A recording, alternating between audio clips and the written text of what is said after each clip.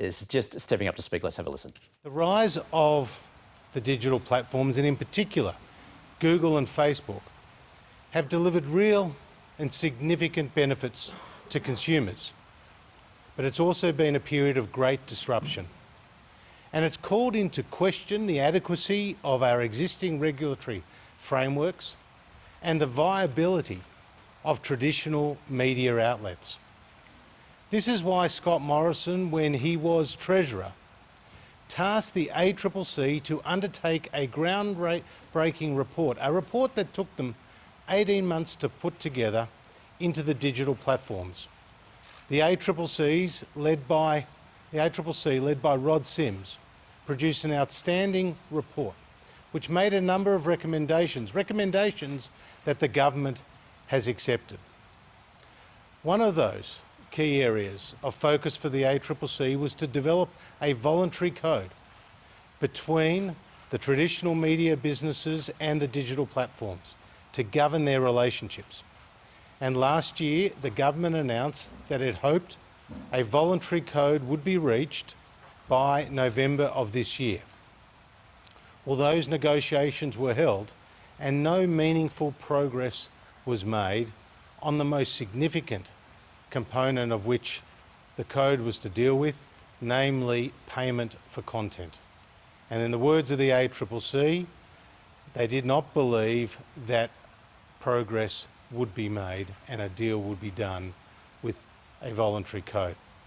So the government's taken a decision to move to a mandatory code, with a draft mandatory code to be released by the end of July and to be put together by the ACCC. And we hope it to be legislated soon thereafter. We're very conscious of the challenges we face and that we are dealing with some of the most valuable and powerful companies in the world. And in France and in Spain and in other countries where they have tried to bring these tech titans to the table to pay for content, they haven't been successful. But we believe this is a battle worth fighting. We believe this is critical for the future viability of our media sector, and it's all about competition and creating a level playing field. So together with Minister Fletcher and our colleagues, led by the Prime Minister, we will move with the ACCC to put together this mandatory code in the weeks ahead, and hopefully it will deliver lasting reform for the sector and, importantly, ensure that we have a level playing field into the future. Paul? Well, thank you, Treasurer. Journalism matters. Journalism is vital in a democracy, but journalism costs money to produce. And it's our Australian media companies which employ journalists and produce the stories, produce the analysis, produce the content that Australians want to see. And the value of that journalism is critical. Listing content is one thing, and the platforms do that very effectively. But you've got to produce the content first. And so a key underpinning of what we're doing here is about the value of journalism, the value of media in a liberal democracy, and around the world it's acknowledged that the digital platforms are a challenge to the media and we need to do something about it. Now, this is a competition issue. We've taken our advice here from our competition regulator, the ACCC, and they've pointed out that we have a market in which Australian businesses like News Corp, Seven West, Nine Entertainment Limited and others are competing with Google and with Facebook and other digital platforms for eyeballs and for advertising revenue. Competition's fine. We welcome competition. Competition delivers the best outcomes for consumers. But when you have one set of businesses acquiring content from another without the opportunity for a fair discussion about what they pay for it, then that's why we believe the ACCC needs to get involved, a regulator with long experience of these kinds of issues across a range of sectors, long experience of developing codes. We have made this announcement at the same time, or just a few days after, we've announced $41 million in spectrum tax relief for our broadcasters, $50 million, the public interest news gathering program, for regional newspapers and broadcasters, giving effect to another recommendation from the ACCC's Digital Platforms Inquiry.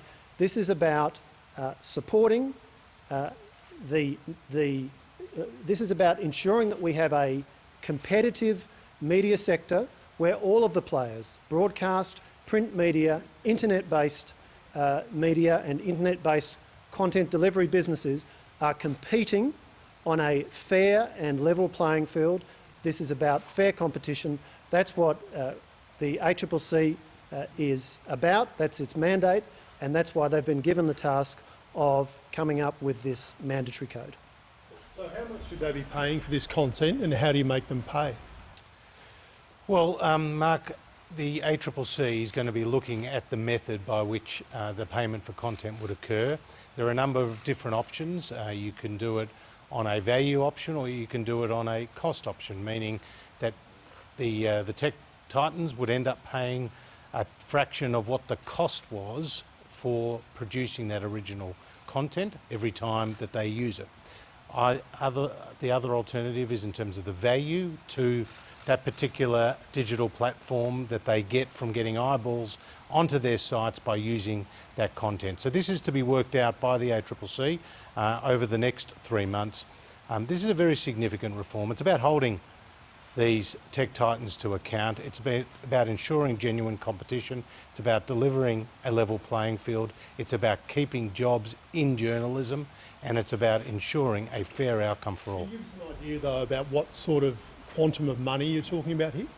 Again, hard to be specific about it because right now we know that this is very lucrative for the media companies. For the tech titans to use the original content on their website. But in terms of the actual numbers, it's going to be in the millions, but it's hard to be explicit about the exact number. With a platform like Facebook, one of the issues and challenges I imagine will be the fact that certain journalism is often just cut and pasted, lifted and posted. How would this mandatory code affect the activities of the users of that platform? Well, again, these are very profitable platforms. So this may eat into their profitability, to the Facebooks and to the Googles. But it's only understandable that they would be paying for that content that they use to get traffic through their websites. You see, the way Google and Facebook operate is they don't necessarily charge a fee for their service, but they attract eyeballs onto their sites and then sell the advertising that goes with it. So this is about ensuring that they are genuinely rewarding and compensating the content that they use. What was the level of intransigence from the, sorry, I can't get it out, from the big tech companies? Like, were they not turning up to meetings? Were they just outright saying they were not going to participate in giving publishers money? Well, I'll let Paul add to this, but what was clear from the ACCC is on that key issue of payment for content, there wasn't a hope that there would be a deal reached between the parties. And the fact that we could not see a light at the end of that tunnel meant that we would move from a voluntary code, which was the original intention, to a mandatory code, which would be legislated through the Parliament.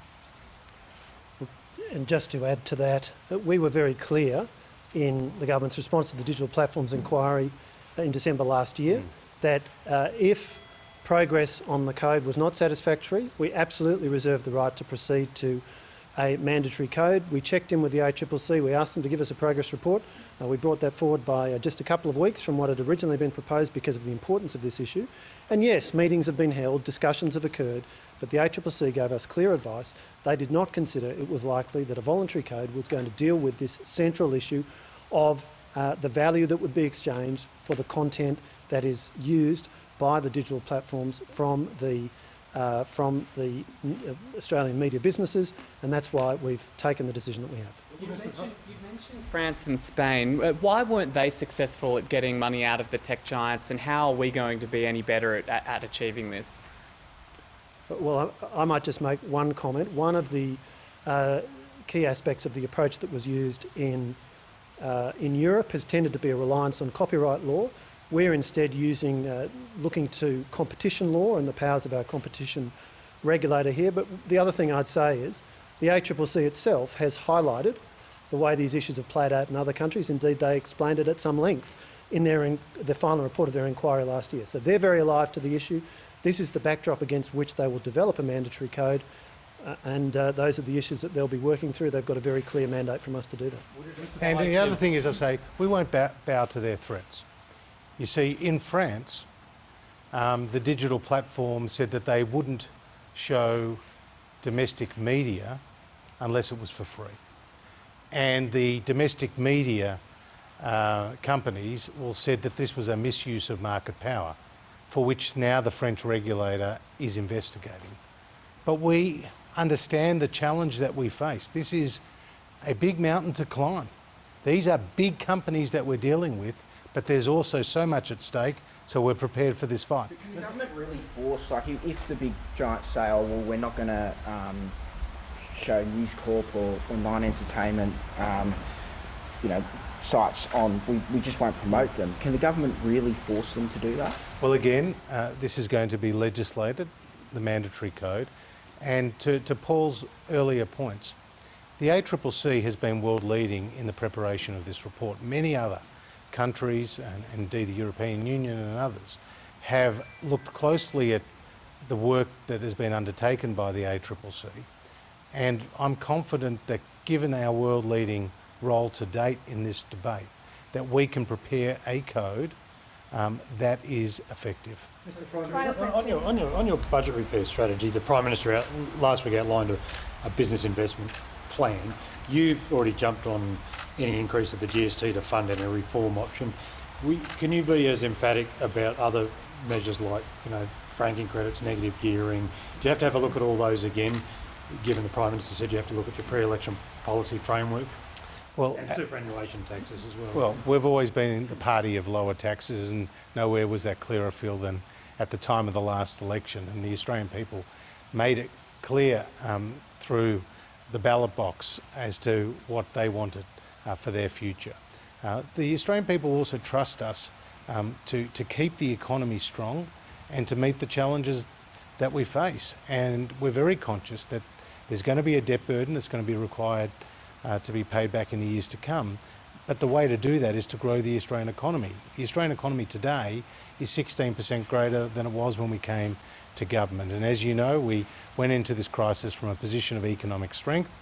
We delivered the first balanced budget in 11 years. Welfare dependency was down to its lowest level in 30 years, and we created more than 1.5 million new jobs. So we're going to have to climb that mountain again on the other side of the coronavirus, but we're prepared to do it. Treasurer, on JobKeeper, which started, businesses finally registered today, what do you say to the mum and dads or who are partners, who are running a graphic design business or who are running photographic business or who are running a cafe, where they have to make a decision between someone going onto JobKeeper and someone going onto JobSeeker?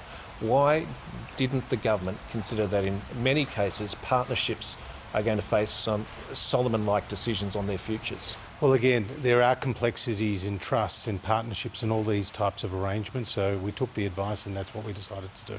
Last question. RBA spent $50 billion in the last fortnight alone buying your government bonds. What are you doing to make sure that the independence for central banks is maintained, instead of just using this as a situation where you can get the RBA to buy your debt? Well, it was the independence of the central bank has never been in question. They continue to do an outstanding job and are appreciated both here at home, but also further afield for their work. And the fact that they decided to come into the market in such a significant way at the height of this crisis indicated how seriously they took the economic impact of the coronavirus. Now, as you know, their goal is to target a yield on bonds at 0.25%, and it's now at that point. When you're talking, that's the 3-year bonds. When you're talking about the 10-year bonds, they've seen the yields come down by about 70 basis points. So they've been successful in the marketplace. They've also brought more stability to the credit and to the debt markets with their intervention. So their independence is guaranteed, and their capacity and professionalism is there for all to see. Treasurer, can I ask you about the mental well-being? Treasurer, last question. Sorry. Thank you. Just on the Grattan Because Institute. we both have appointments to go to. Yeah. Just on the Grattan Institute, they've said that the number of unemployed in Australia could actually be much higher than 10%. What do you make of those figures, and do you feel the pressure to relax some of those social distancing measures in order to get the economy ticking over again? Well, when it comes to social distancing, quarantine, isolation measures, we'll continue to take the medical advice, and that served Australia well. Just a few weeks ago, we were seeing an increase in the number of coronavirus cases here in Australia of more than 20% per day, and that's been brought down to well below 2%. And again, that's a reflection of the seriousness by which Australians have taken these requirements around social distancing and the like. When it comes to unemployment, there's no doubt we're going to see higher unemployment here as a result of the economic impact of the coronavirus. The ABS released its March numbers, and they saw only a minor uptick from 5.1 to 5.2% in unemployment. Again, that was a reflection of the timing of when the ABS took that data. We expect that number, according to Treasury, to reach up to 10%. At its peak, but it would have been 15% but for the JobKeeper package. So we're doing everything to keep that formal, everything we can to keep that formal connection between employer and employee. The JobKeeper package does that, but we're also conscious that unemployment is on the rise, and that's a function of the economic climate we find ourselves in. Thank you. You've been listening to the Treasurer, Josh Frydenberg, and Communications Minister, Paul Fletcher.